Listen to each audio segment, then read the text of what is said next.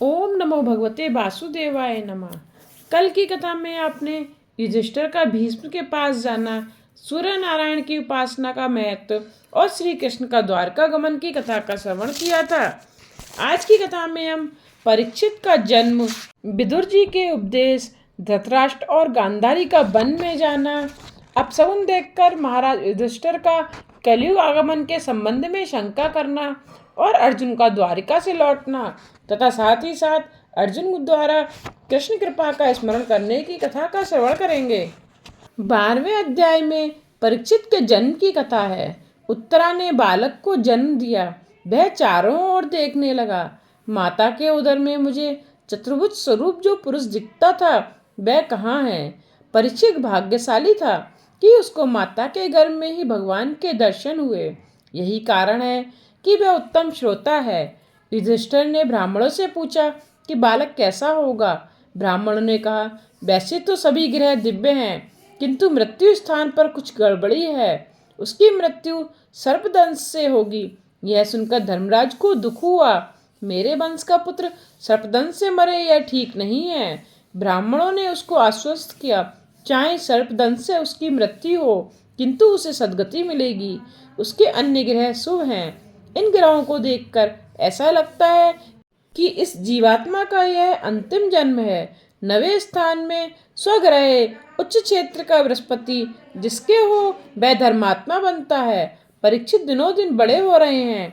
14वें और 15वें अध्याय में धृतराष्ट्र पांडव मोक्ष की कथा है।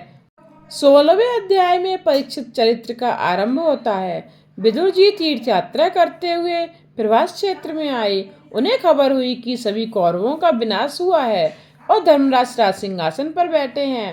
केवल मेरा भाई धृतराष्ट्र ही धर्मराज के यहाँ मुट्ठी भर खाने के लिए रह गया है। विदुर जी आए। धर्मराज ने उनका स्वागत किया। विदुर जी सम्मान मांगने नहीं आए थे, अपने बंधु को बंधन मुक्त कराने के लिए आए थे। उन्होंने 36 वर्षों तक तीर्थ यात्रा की। संत तीर्थों को पावन करते हैं। वैसे तो उत्तमा सहजावस्था, मध्यमा ध्यान धारणा, अधमा मूर्ति पूजा चा तीर्थ यात्राम धमा धमा। इसका कारण यह है कि यात्रा में अन्य चिंताओं के कारण परमात्मा का नियमित ध्यान नहीं हो पाता, सत्कर्म नियम पूर्वक नहीं होता है। इसमें तीर्थ यात्रा की अपेक्षा भगवान का ध्यान श्रेष्ठ है। देवी भागवत में लिखा है कि घर की अपेक्षा अधिक सत्कर्म तीर्थ यात्रा में ना हो सके तो वह तीर्थ यात्रा व्यर्थ ही है। विदुर जी ने 36 वर्ष तक यात्रा की, फिर भी बात तो अति संक्षेप में ही कही। आत्मा प्रशंसा मृत्यु है। अपने सत्कर्मों का स्वयं अपने मुख से वर्णन न करो। विदुर जी ने 36 वर्ष की यात्रा का 36 शब्दों में ही वर्णन किया है। आजकल तो लोग हमने इतनी यात्रा की ऐसी बात बार बार करते हैं। अपने हाथ से जो भी पुण्य कार्य हो उसे भूल जाओ और जो पाप हो उसे याद रखो। सुखी होने का यह मार्ग है। किंतु मनुष्य पुण्य को तो याद रखता है, किंतु पाप को भूल जाता है। युवावस्था में जिसने बहुत पाप किए हो उसे वृद्धावस्था में नींद नहीं आती। मध्यरात्रि के समय विदुर जी धृतराष्ट्र के पास गए। वे जाग ही रहे थे। विदुर जी ने पूछा कि नींद नहीं आ रही है क्या? जिस भीम को तुमने विष भरे लड्डू खिलाए उसी के घर में तुम अब मीठे लड्डू खा रहे हो। धिक्कार है तुम्हें। पांडवों को तुमने दुख दिया।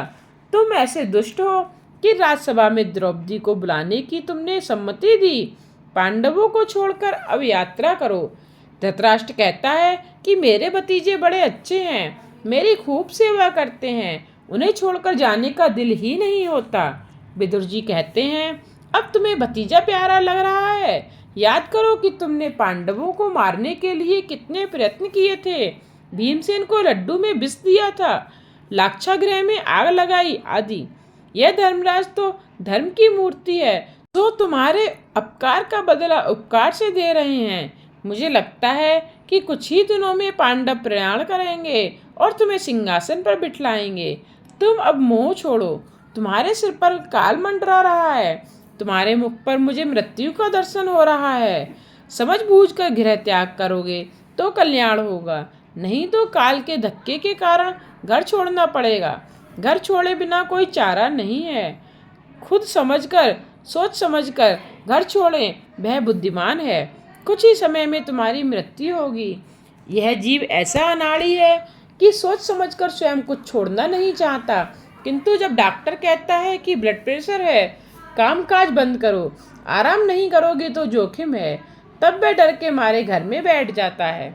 इस तरह लोग डॉक्टर के कहने पर धंधा कामकाज छोड़ते हैं। धृतराष्ट्र कहता है, भाई तेरा कहना ठीक है, किंतु मैं तो अंधा हूँ, अकेले कहाँ जाऊँ। विदुर जी कहते हैं कि दिन को तो धर्मराज तुम्हें जाने नहीं देंगे, सो मैं मध्यरात्रि को ही तुम्हें ले चलूँ। धृतराष्ट्र और गांधारी को लेकर विदुर जी सप्तस्रोत तीर्थ गए। सुबह हुई तो युधिष्ठिर धृतराष्ट्र के महल में आए। चाचा जी दिखाई नहीं देते। युधिष्ठिर ने सोचा कि हमने उनके 100 पुत्रों को मौत के घाट उतार दिया, अतः उन्होंने आत्महत्या की होगी। जब तक चाचा चाची का समाचार न मिलेगा तब तक मैं पानी भी नहीं पीऊंगा। धर्मात्मा व्यथित होता है तो उससे मिलने संत आते हैं।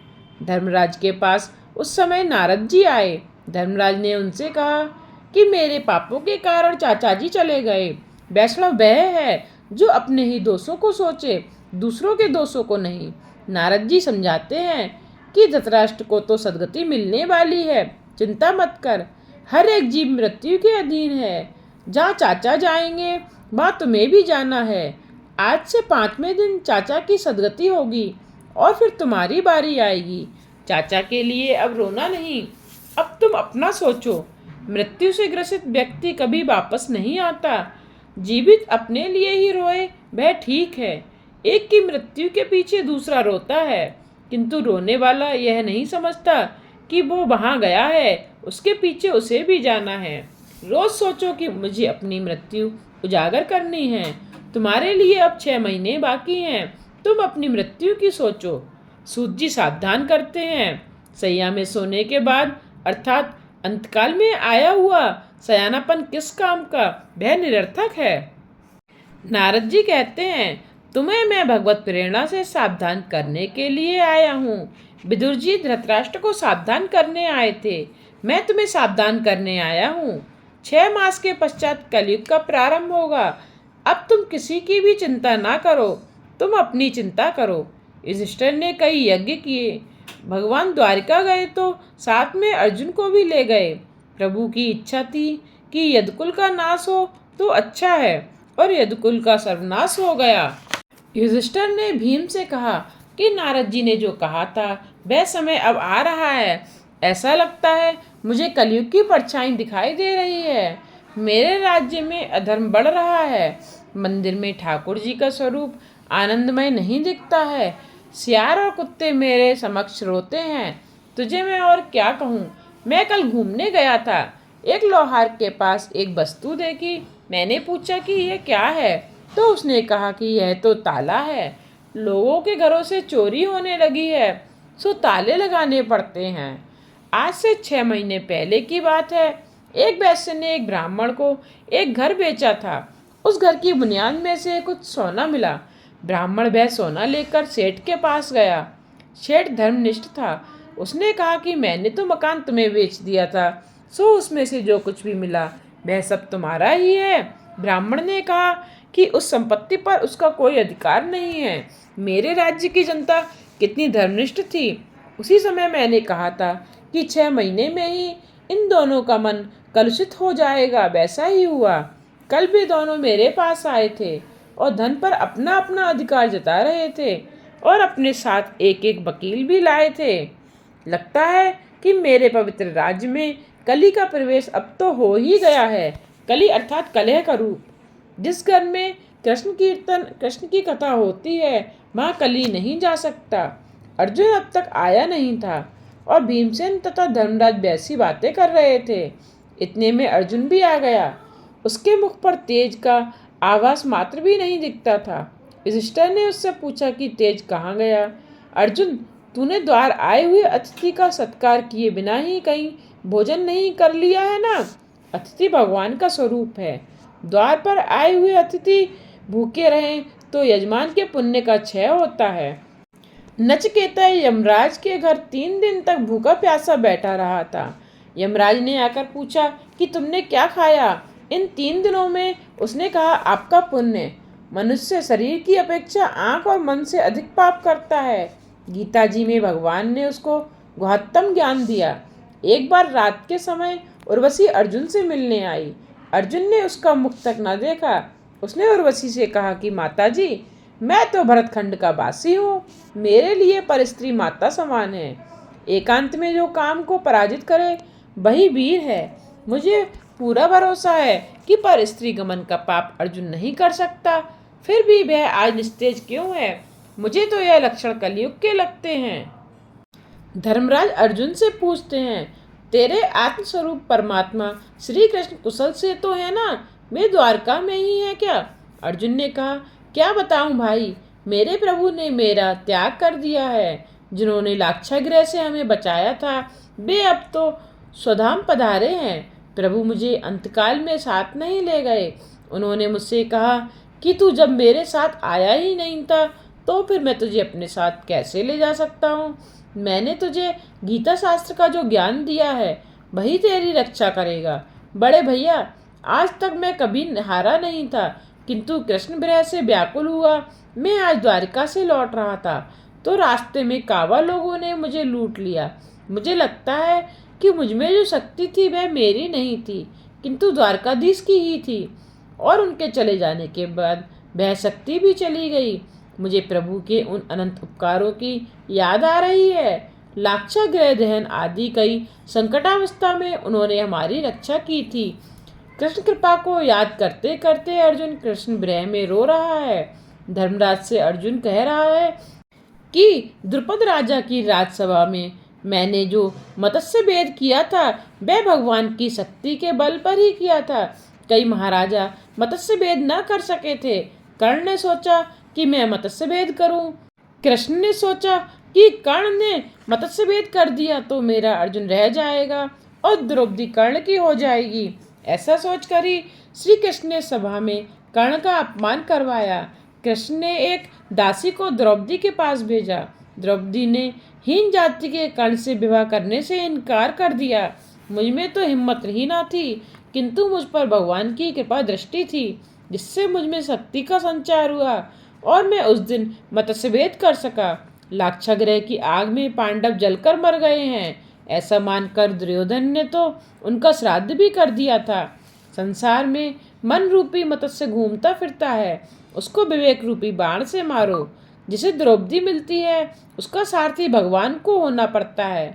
द्रौपदी कृष्ण भक्ति का ही नाम है। मन को जब तक न मारोगे कृष्ण भक्ति प्राप्त नहीं होगी। मन को जो प्रिय है वह मत करो। मन की इच्छा के बस में नहीं होंगे तो धीरे धीरे वह अंकुश में आता जाएगा।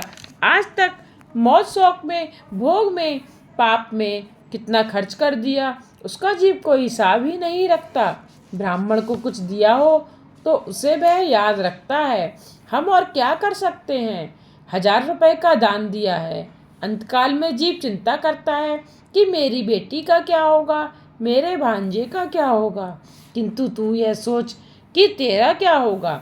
जिस पर भगवान की कृपा दृष्टि होती है वही इस मन मत्स्य को मार सकता है।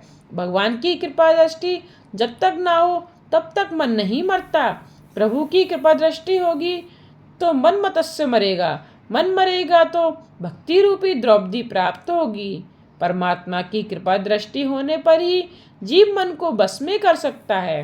प्रभु की प्रार्थना न करने से मन मनुष्य को अधोगति के गर्त में फेंक देता है। अर्जुन को कृष्ण के कई उपकार याद आ रहे हैं। उन्होंने मुझे गीता का उपदेश दिया था।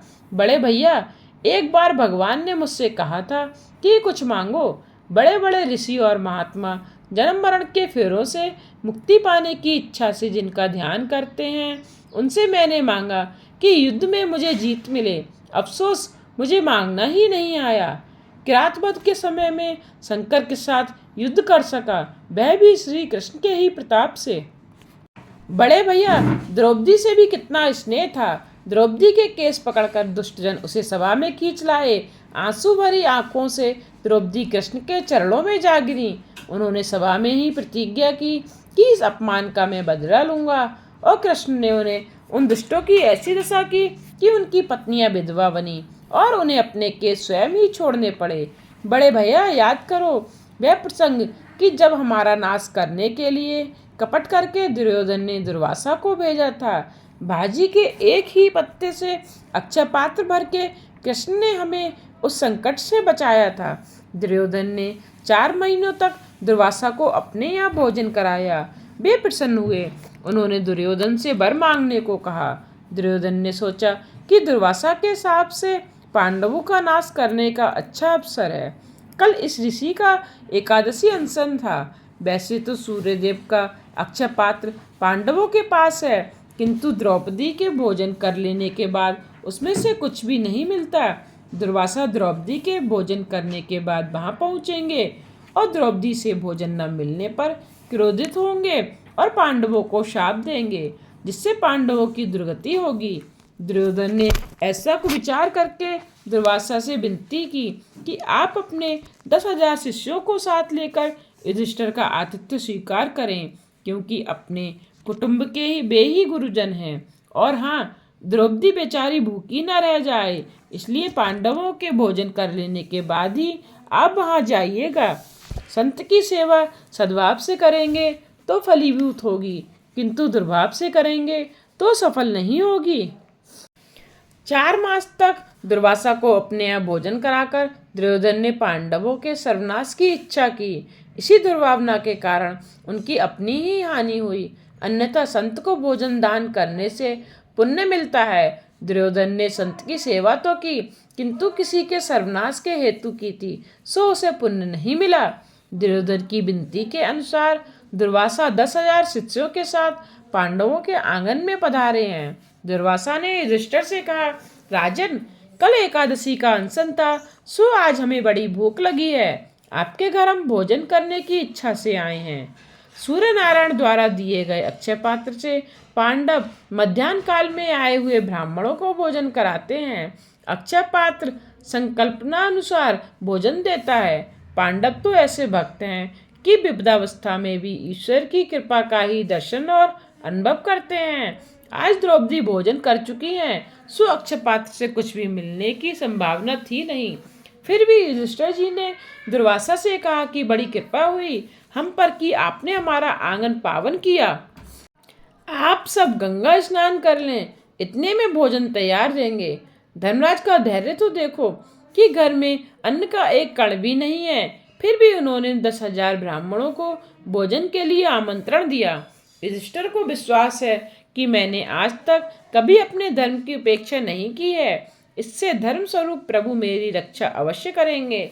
भीम, अर्जुन, द्रौपदी आदि चिंता कर रहे हैं कि इन सबको भोजन कैसे कराएंगे। द्रौपदी भी सोचती हैं कि अब अक्षय पात्र भी काम नहीं आ सकता, क्योंकि मैंने भोजन कर लिया है। द्रौपदी दुख से कातर हो रही थी कि भोजन न मिलने से क्रोधित होकर दुर्वासा शाप देंगे और मेरे पांडवों का सत्यानाश हो जाएगा।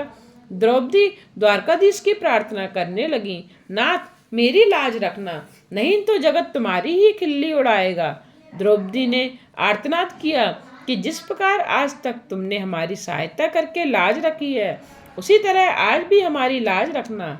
आज तो हम इन 10,000 संतों को भोजन न दे सकेंगे तो दुर्वासा शाप देंगे और हमारा सर्वनाश होगा। जीव जब तक प्रभु को प्रेम से घबराकर पुकारता नहीं है, तब तक कुछ नहीं होता। जीव संकटावस्था में प्रभु को पुकारता है। द्रौपदी ने दुख से कातर होकर घबराकर प्रभु को पुकारा। परमात्मा ने द्रौपदी की आर्तवाणी सुनी तो उसकी सहायता करने के लिए आने को तैयार हो गए। भक्त जब हृदय पूर्वक कीर्तन करता है तो भगवान का सिंहासन भी डोलने लगता है। भगवान जाने की तैयारी कर रहे थे, तब उत्थान का समय हो रहा था। रुक्मणी जी थाल में मेवा लेकर आई थीं। एक और रुक्मणी कृष्ण से भोग लगाने का आग्रह कर रही थीं और भोग के बाद जाने को कहती थीं, तो दूसरी ओर द्रौपदी आर्तनाद कर रही थीं। कृष्ण ने वहां जाने का सोचा तो रुक्मणी पहले भोग का आग्रह करने लगी। तो भगवान ने कहा, 10,000 ब्राह्मणों को द्रौपदी वन में भोजन कैसे कराएगी? मैं तो चला, भोजन में भी वही कर लूंगा। द्वारिकानाथ दौड़ते हुए द्रौपदी की उस कुटिया में आए जहाँ मैं बड़ी तन्मयता से प्रार्थना कर रही थी। भगवान वहीं प्रकट हुए। इस तरह तन्मयता से कीर्तन करो कि भगवान बाहों में लेकर तुमसे कहें कि आंखें खोलो, मैं आ गया हूँ। भगवान ने द्रौपदी से कहा कि देख, मैं आ गया हूँ, मुझे बड़ी भूख लगी है, कुछ खाने को दे। द्रौपदी ने हाथ जोड़कर कहा कि हम तो लुट गए हैं, हमारे घर में कुछ भी नहीं है। आप मजाक ना करें, 10,000 संतों को भोजन कराना है, इसलिए मैंने आपको पुकारा है। आप उसकी व्यवस्था करके हमारी लाज रखें तो बड़ी कृपा होगी। तो भगवान कहते हैं कि संतों के भोजन का प्रबंध तो बाद में होता रहेगा, किंतु पहले मेरे लिए खाने की तो कुछ बात कर। तू अपने भोजन से पहले मेरे लिए हमेशा कुछ ना कुछ रख लेती है, तो आज जो तूने रख छोड़ा वह मुझे दे। द्रौपदी कहती है कि नाथ, आज तो मैं भूल ही गई थी, सो आपके लिए कुछ भी नहीं रखा है। भगवान ने कहा कि वह अपना अक्षय पात्र मुझे दिखाओ, शायद मेरे लिए उसमें कुछ हो। द्रौपदी ने प्रभु के हाथ में अक्षय पात्र रख दिया। उन्होंने देखा कि सब्जी का एक पत्ता उसमें रह गया था। वैसे तो अक्षय पात्र में वह पत्ता कहाँ से आ सकता था, किंतु भगवान ने प्रेम प्रयोग से पत्ता उत्पन्न कर लिया। उन्होंने उस पत्ते का प्राशन किया। परमात्मा को जीव जब प्रेम से कुछ भी देता है तो उन्हें तृप्ति हो जाती है। अंतर्यामी रूप से वे सभी जीवों में व्याप्त हैं, अतः उनकी जब तृप्ति होती है तो सभी जीव भी तृप्त होते हैं। परमात्मा को हजारों बार मनाओ, तब कहीं किसी दिन वे भोग लगाते हैं। कन्हैया को रोज भोग लगाओ, किसी दिन कुछ भी वे ग्रहण करेंगे तो भी तुम्हारा बेड़ा पार हो जाएगा। परमात्मा को अल्प मात्रा में भी भोजन कराओगे तो सारे जगत को भोजन कराने का पुण्य मिलेगा। भगवान द्रौपदी से कहते हैं कि आज जगत के सभी जीव तृप्त हो गए। भगवान दुर्वासा और अन्य 10,000 संत सभी तृप्त हो गए। युधिष्ठिर ने जाते हुए ब्राह्मणों को रोकने की आज्ञा दी। भीम संतों को बुलाने गया तो वहां वे तृप्ति की डकार ले रहे थे। वे भोजन करने के लिए आने का नाम ही नहीं लेते थे। दुर्वासा ने सोचा कि यह काम कृष्ण का ही हो सकता है। उन्होंने भीम से पूछा कि कहीं द्वारका से कृष्ण तो नहीं आए हैं ना। भीम ने कहा, वे तो कभी के आए हुए हैं और द्रौपदी से बातचीत कर रहे हैं। वे तो कहते हैं कि दुर्वासा तो मेरे गुरु हैं, सो मैं उनको आज प्रेम से भोजन कराना चाहता हूँ। दुर्वासा ने कहा कि कृष्ण मेरे गुरु के भी गुरु हैं, मैं उनका गुरु नहीं हूँ। अब मुझे भोजन करने की कोई आवश्यकता नहीं है। तुम्हारा संयम, सदाचार, धर्म पालन, कृष्ण भक्ति, कृष्ण प्रेम देखकर मुझे बिना भोजन किए ही तृप्ति हो गई है। मैं संतुष्ट हूँ। दुर्वासा ने आशीर्वाद दिया कि तुम्हारी विजय होगी और कौरवों का विनाश होगा। बड़े भैया सेवा दुर्योधन ने की और आशीर्वाद आपको मिला। शंकर स्वामी कहते हैं कि यदि जीव और ब्रह्मा एक न हो तो श्री कृष्ण पत्तों का प्राशन करें और दुर्वासा तृप्त हो, ऐसा कैसे हो सकता है। जीव और ईश्वर का भेद आभास मात्र है और तत्व तो एक ही है। आज की कथा को यहीं विश्राम देते हुए कल की कथा में हम कृष्ण विरह व्यथित पांडवों का परीक्षित को राज्य देकर स्वर्गारोहण के लिए सिधारना तथा परीक्षित की दिग्विजय तथा धर्म और पृथ्वी के संवाद की चर्चा करेंगे। इसके साथ ही जानेंगे महाराज परीक्षित द्वारा किस प्रकार कलयुग का दमन किया गया था। आगे की कथा के लिए मेरे चैनल को सब्सक्राइब करके बेल आइकन पर प्रेस करके ऑल पर क्लिक करना ना भूलिएगा, जिससे आने वाले वीडियोज़ के नोटिफिकेशन आप तक पहुंचते रहें।